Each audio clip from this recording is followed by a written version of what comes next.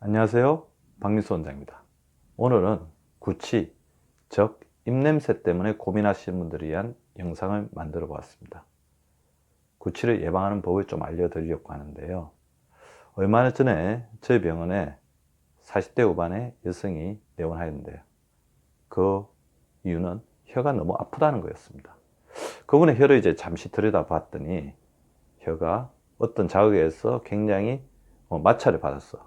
맨들맨들해질 정도로 되어 있고, 그래서 어떤 부분은 굉장히 얇아졌어, 갈라져서 이제 피가 나기도 하는 그런 상태였는데요.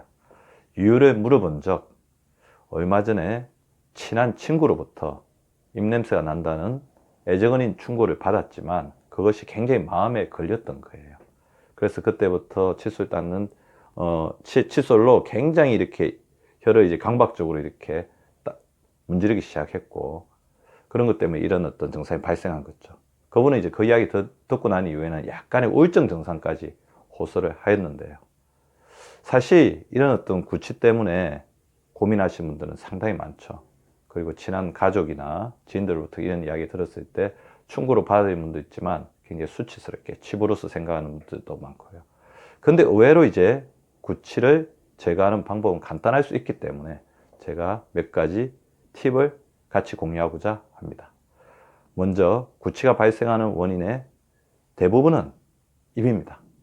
입 안에 있는 우리 이빨의 치석들 자체가 우리 굉장히 많은 어떤 세균들을 이렇게 함유하고 있고, 또 입 속에는 음식물들을 먹기 때문에 많은 이제 균들이 이렇게 있죠. 근데 그런 어떤 균들이 필요 이상으로 많아졌을 때, 특히 락토바실리 카제이균이나 스테토코큐스 무탄스 같은 균들이 많아지게 되면 이것들 자체가 특유의 이렇게 냄새를 이제 발산하게 되는 겁니다. 그래서 구취의 대부분은 치과에서 스케일링을 받는 것, 치석을 잘 제거해 주는 것만으로도 잘 치료가 되고요. 그 다음에 우리 혀 사이에는 이제 자그마한 돌기들이 굉장히 많은데요. 미레라고 그러죠. 미레는 맛을 이렇게 느끼게 하는데 굉장히 중요한 기관이기 때문에 굉장히 소중한 신체 기관입니다. 하지만 미레의 작은 돌기들 사이에 음식물들이 많이 끼일 수 있기 때문에 아까 말씀드린 것처럼 칫솔로 부드럽게, 너무 세게 문지르게 되면 오히려 미래에 손상을 주고 이것이 나중에 여러 가지 혀의 질환들을 일으킬 수도 있어요. 부드럽게 씻어주든지 아니면 혀를 전용으로 하는 칫솔 같은 걸 부드럽게 세척해 주는 것만으로도 상당히 도움을 받을 수가 있습니다. 더불어 입안의 세균들은 수분이 부족할 때 굉장히 많이 증식하기 때문에 하루에 2리터 정도의 충분한 수분을 섭취하는 것들이 생각보다는 굉장히 강력한 구취 예방 효과를 나타냅니다.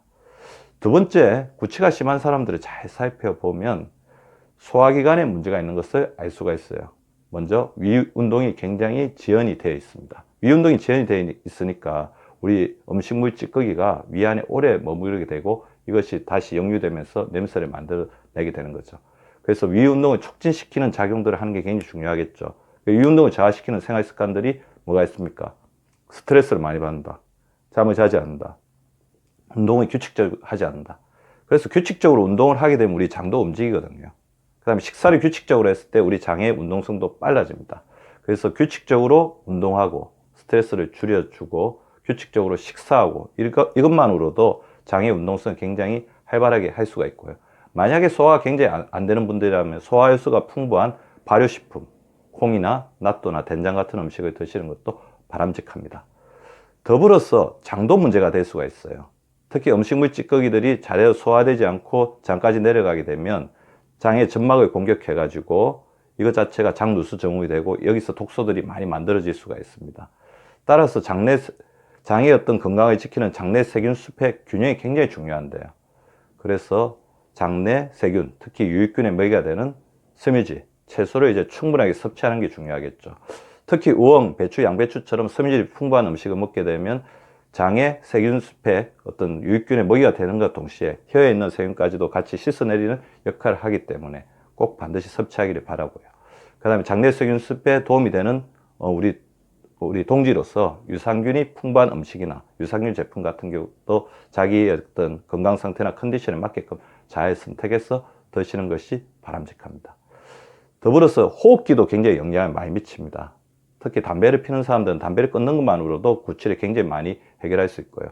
잘 치료가 안 되는 사람들 잘 살펴보면 이 코 쪽에 문제가 있는 사람들이 많아요. 비염이 있거나 콧물이 이제 뒤로 오르는 후비루 같은 것들이 구취를 만들어낼 수가 있기 때문에 이런 경우에는 병원에서 적절한 치료를 받으시기 바랍니다. 더불어서 우리 몸에 있는 혈액에 독소가 쌓였을 때도 구취를 많이 만들어낼 수가 있어요. 그래서 가령 예를 들면 당뇨가 있으신 분들은 아세톤 냄새 같은 것들이 과일의 어떤 향 같은 아세톤 향이 나기도 하고, 장에 문제가 있는 사람은 암모니아 냄새가 나기도 하고, 간이 안 좋으신 분들도, 그다음에 콩팥이 안 좋으신 분들도 이것이 혈액 속에 독소를 많이 쌓아서 염증을 일으킬 수가 있습니다. 따라서 고혈압, 당뇨, 고지혈증과 같이 대사증후군, 혈관 질환이 있거나 혈액 속에 염증 소견이 지나치게 높을 때는 항산화 음식을 적절하게 섭취해 주면서 우리 혈액 속에 독소를 줄이는 것을 이제 해주시는 것도 필요합니다. 구취는 굉장히 괴로울 수 있지만 생각보다 그 치료법은 우리 주위에 많이 널려 있다고 봐도 될 것 같습니다. 구취를 예방하는 생활 습관 자체는 우리 몸을 건강하게 하는 생활 습관과 다르지 않습니다.